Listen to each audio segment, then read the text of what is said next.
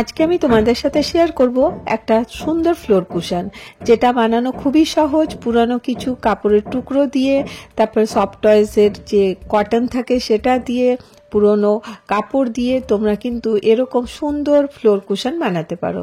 তো চলো শুরু করে দিই কিভাবে বানিয়েছি।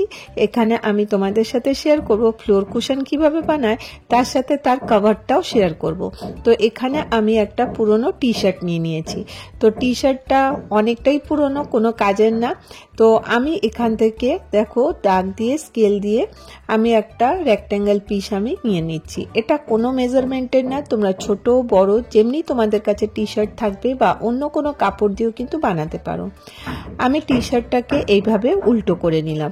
তো আসলে ভেতরের দিকটা আমি সেম কালারে রাখতে চাই, তাই জন্য এরপরে আমি এটাকে নিয়ে 4 ফোল্ড করব।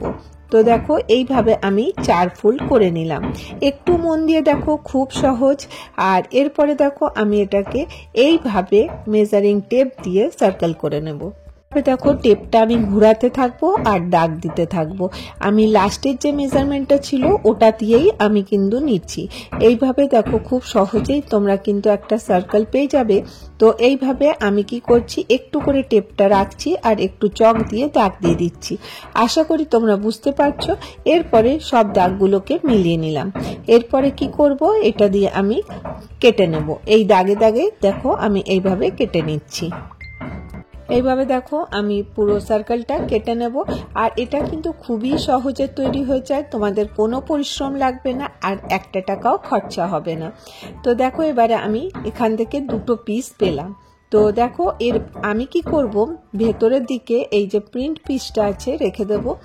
আর কারণ আমাকে এটা মানে দুটো একই কালারের করার আছে, তো সেই জন্য দেখো আমি ভেতরের দিকটাতে যে কাপড়টা থাকবে আমি ওইভাবেই নিয়ে নিচ্ছি। যেটা আমার ফ্রেশ পোর্শনটা থাকবে এইভাবে দিয়ে দিলাম, আর উপর থেকে আমি এটা এইভাবে দিয়ে দিলাম। মানে দুটোকে আমি সোজা করে নিলাম।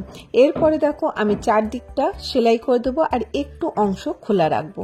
তো এটাকে সেলাই করার আগে আমি এখানে পিন লাগিয়ে দিচ্ছি। পিন লাগালে কি সুবিধা হয়, কাপড়টা এদিক থেকে ওদিক নড়বে না আর সেলাইটা কিন্তু সুন্দর করে হয়ে যাবে। তো দেখো আমি প্রত্যেকটা দিকে পিন লাগিয়ে দিলাম। এরপরে আমি সেলাই করে নেব। এটা তোমরা হাত দিয়েও করতে পারো বা মেশিনেও করতে পারো। পরে দেখো আমি কিছুটা অংশ খোলা রেখে দিয়েছি আর সাইডটা সেলাই করে নিয়ে চলে এসেছি। চারদিকটা দেখো পুরোটা সেলাই করেছি, পিনগুলো বার করে দিলাম। এরপরে এটাকে আমি উল্টো করে নিচ্ছি। খুব সহজ, খুব ইজিলি হয়ে যাবে। তোমরা একবার দেখো কতটা সহজ।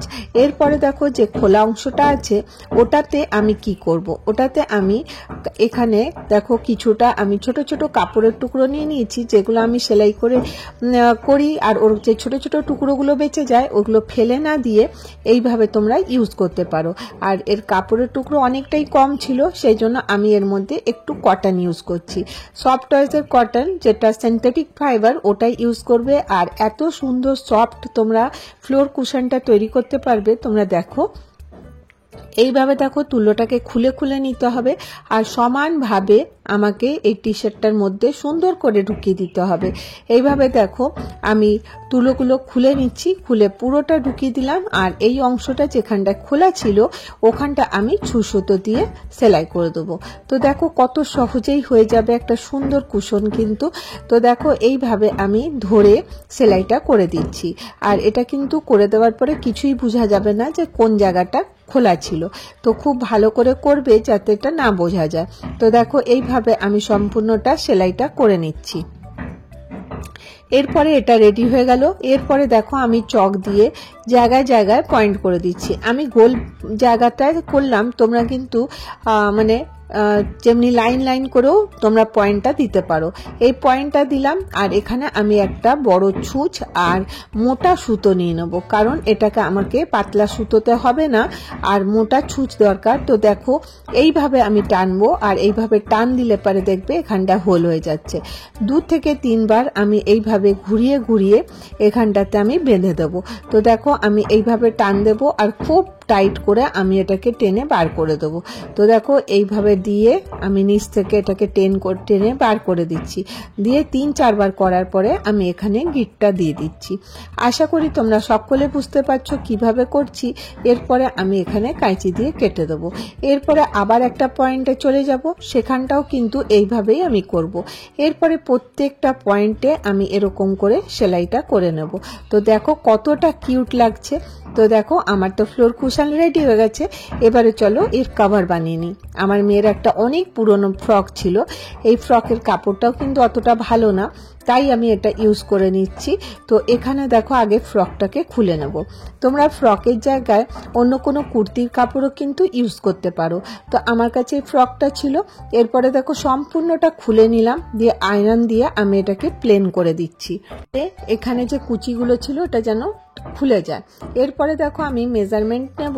তো দেখো আমি কুশনটা রাখলাম, রাখার পরে 1 ইঞ্চি করে বেশিতে দাগ দিয়ে আমি সার্কেল করে নেব 1 ইঞ্চি মতন, কারণ ওটা আমাকে সেলাইতে চলে যাবে। এরপরে আমি এটাকে কেটে নিচ্ছি। তো দেখো খুব সহজেই তৈরি হয়ে যাবে, একটু মন দিয়ে দেখো তাহলেই বুঝতে পারবে। কারণ এই কুশনটা যখন নোংরা হয়ে যাবে ভাবো তখন ধুতে লাগবে, আর এটা কিন্তু 100% ওয়াশেবল। তো তারপরে তোমরা যদি কুশনটা না ধুতে চাও কভারটা ধুয়ে দেবে। এরপরে আমি কিভাবে মেজারমেন্ট নিচ্ছি, কুশনটার আমি মেজারমেন্ট নিলাম যত হলো, আমার এখানে 18 হয়েছিল, তার থেকে আমি আধা নিয়ে নিলাম 9।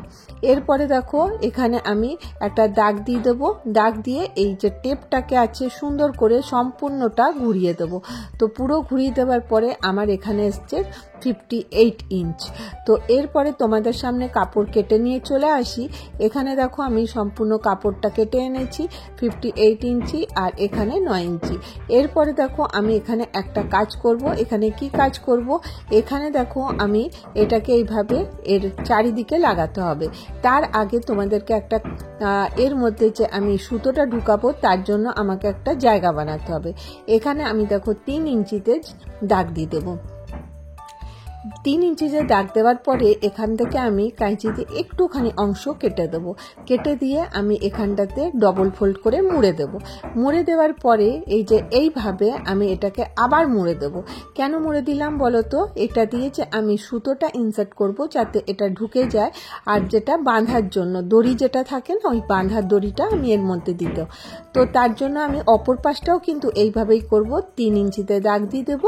দাগ দেওয়ার পরে আমি এখানটা ছোট্ট একটু কাট দিয়ে এরকম করে এর মুখটাও বানিয়ে দেব। আশা করি তোমরা সম্পূর্ণটা বুঝতে পারছো। এরপরে দেখো আমি এই যে গোল অংশটার মধ্যে চারিদিকটাতে সুন্দর করে গোল করে নিয়ে চলে আসবো। দিয়ে দেখো সম্পূর্ণটা সেলাই করে নিয়েছি, আর যে সাইডটা ছিল সেটাও সেলাই করে নিয়েছি। এরপরে আমার কভার তো রেডি হয়ে গেছে। এরপরে দেখো আমি এখানে একটা এই কাপড়েরই দড়ি বানিয়ে নিয়েছি, পাতলা একটা অংশ কেটে এরকম করে দড়ি বানিয়ে নিয়েছি। এরপর দেখো আমি এইভাবে এর মধ্যে ঢুকিয়ে দিচ্ছি।